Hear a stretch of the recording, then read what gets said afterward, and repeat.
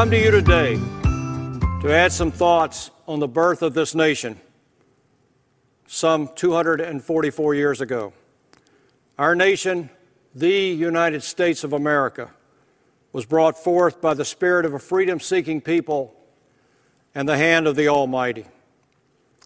In its earliest days, it was not much to look at, with 13 small colonies of the British Empire stretching from New Hampshire in the north to Georgia here in the south. Virginia was the first of those colonies to be colonized in 1607, a full 173 years before our Declaration of Independence. And Georgia in 1732, granted to General James Oglethorpe by English rule. The colonists had already seen their share of war with the Spanish, native Indians, and the French. They and their British sovereign had sustained themselves through these times. And yet the colonists sought more. Many had fled England to be free of England's rule, both in government and their religious faith. What transpired was the same restrictions of government and faith, just at a greater distance.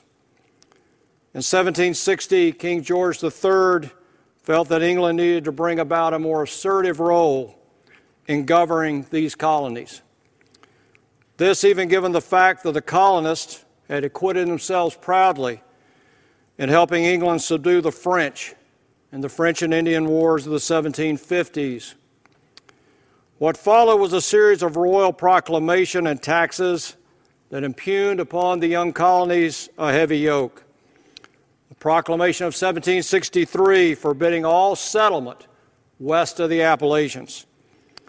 The Sugar Act, raising duties on sugar imported from West Indies, a monopoly at the time. Currency Act of 1764 forbidding American assemblies from issuing paper bills or bills of credit. The tax stamp requiring the British seal of approval on playing cards, newspapers, and marriage licenses. The Townshend Act, which taxed glass, paper, and tea. And finally, the Tea Act, giving the monopoly to trade tea to the British East India Company.